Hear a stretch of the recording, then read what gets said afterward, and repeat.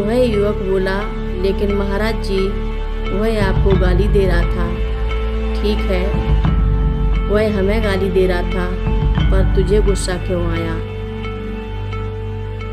नागेन्द्रहाराय त्रिलोचनाय भस्माङ्गरागाय माहेश्वराय नित्याय शुद्धाय दिगम्बराय तस्मै नकाराय नमः शिवाय। रक्षा सूत्र चैनल पर सभी भक्तों का स्वागत है। हम सभी भक्तों को महाराज जी की अद्भुत पावन कथाएं सुनाने जा रहे हैं। कृपया सभी भक्त ध्यान से सुनें। एक विदेशी भक्त कहता है, एक बार महाराज जी के मंदिर में मुझे बहुत ही गुस्सा आया। ज़्यादा गुस्सा अपने पश्चिमी साथियों पर आ रहा था।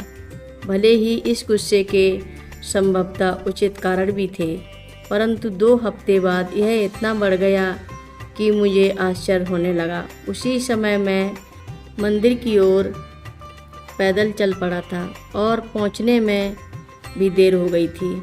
मंदिर की दूसरी ओर महाराज जी बैठे थे। सभी पश्चिमी भक्त सदा की तरह बरामदे में पंक्तिबद्ध बैठे हुए थे। यहाँ से ये लोग उन्हें दूर से भी देख सकते थे। जहाँ वह दिन का प्रसाद पा रहे थे, मैं भी वहीं जाकर बैठ गया। एक विदेशी भक्त मेरे लिए खाना ले आया।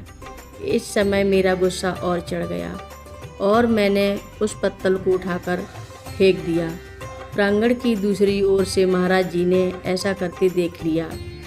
इसके तुरंत बाद उन्होंने मुझे पास बुलाया और मैं प्रांगण से होते हुए उनके सामने गया और प्रणाम किया। महाराज जी ने पूछा, तुझे कुछ परेशानी हो रही है क्या? जी हाँ। अन्य पश्चिमी लोगों की ओर देखते हुए मैंने कहा, मुझे अधर्म सहन नहीं हो सकता। उनमें उन पश्चिमी लोगों की तरफ संकेत करते हुए धर्म विरुद्ध आचरण को मैं सहन नहीं कर सकता और मैं अपने भी इस तरह का अधर्म सहन नहीं कर सकता। सच तो यह है कि आपके सिवा किसी अन्य में मैं अधर्म सहन नहीं कर सकता। जब मैंने उनकी ओर देखा तो लगा कि आत्मा के अंधकार में केवल वे ही मेरे रक्षक हैं। मैं रोने लगा। रोने ही नहीं लगा, वरन विलाप करने लगा। महाराज जी ने मेरा सिर जोर से थपथपाया और दूध लाने के लिए एक आदमी भेजा और जब मैंने अपनी आंसू भरी आंखें खोली तो वे भी रो रहे थे।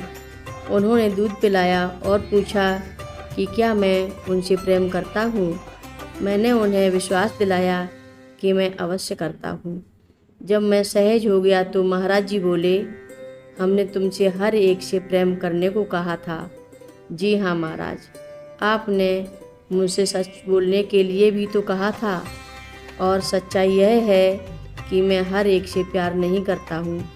फिर महाराज जी नज़दीक आ गए और लगभग नाक में कान मिलाते हुए कहने लगे, हर एक से प्रेम करो और सच्ची बात कहो। मेरी कल्पना में एक ताबूत आया जिसमें मैं समा नहीं सकता। महाराज जी कह रहे थे, जब तू यह सोचना बंद कर देगा कि तू कौन है, तो फिर यही तू हो जाएगा। मृत्यु के बाद तेरा फिर जन्म होगा और हर एक से प्यार करेगा और सत्य बात कहेगा। मैं तुझसे प्यार करता हूँ पर तुझे चाहता नहीं हूँ, और यदि महाराज जी के आदेशों का पालन किया जाए तो क्रोध का परित्याग करना होगा ताकि प्रेम का मार्ग खुल सके। उसके बाद महाराज जी ने एक बात मान लेने को कहा, ईश्वर दर्शन के लिए तुझे क्रोध रहित दर्पण को बिल्कुल साफ कर चमकाना होगा। यदि तू हर रोज़ थोड़ा थोड़ा भी गुस्सा करना छोड़ देगा तो हम तेरी मदद करेंगे। क्षमा सबसे बड़ा अस्त्र है, क्योंकि इस प्रकार का अस्त्र रखने वाला संत कभी भी विचलित नहीं होता, परंतु क्रोध का त्याग कर सकता है। एक बार एक युवक आया और महाराज जी ने उसका हाल पूछा। उसने कहा, जी महाराज जी, मैंने गुस्सा करना छोड़ दिया है। महाराज जी ने कहा, अरे है, बड़ी अच्छी बात है, और उसकी प्रशंसा करते रहे। वह युवक महाराज जी से अपने घर आने के लिए लगातार आग्रह करता रहा, लेकिन उसके पिताजी को साधु संतों में विश्वास नहीं था। महाराज जी यदि उसके घर जाते तो उसके पिताजी को अलग बैठना पड़ता और घर में महाराज जी का सत्कार होता रहता। फिर भी जब वह युवक आया तो महाराज जी ने उससे कहा, तू अब भी चाहता है कि हम तेरे घर आएं? लड़के ने कहा, जी हाँ, मैं इस बारे में अपने पिताजी से पूछ लूँ। महाराज जी ने कहा, अच्छा जा, हम फिर चलेंगे। एक बार महाराज जी अपने भक्तों के साथ उस युवक के घर गए। वहाँ वे उस आसन पर बैठ गए जिस पर युवक के पिताजी बैठा करते थे। फिर महाराज जी उस युवक के पिता की ओर देखकर कहने लगे, तू बड़ा संत है। महाराज जी का तू युवक शब्द के पिता को अपमानजनक लगा। वह क्षुब्ध हो गई, किंतु चुप रहे। थोड़ी देर बाद महाराज जी ने पीछे झुकते हुए दोहराया, तू बड़ा संत है। इस बार पिताजी का चेहरा लाल हो गया। उनके भीतर क्रोध उफान मारने लगा, फिर भी संयम रखा। कुछ समय बाद महाराज जी ने फिर वही बात कह दी। इस बारे में तो पिताजी का गुस्सा फूट पड़ा।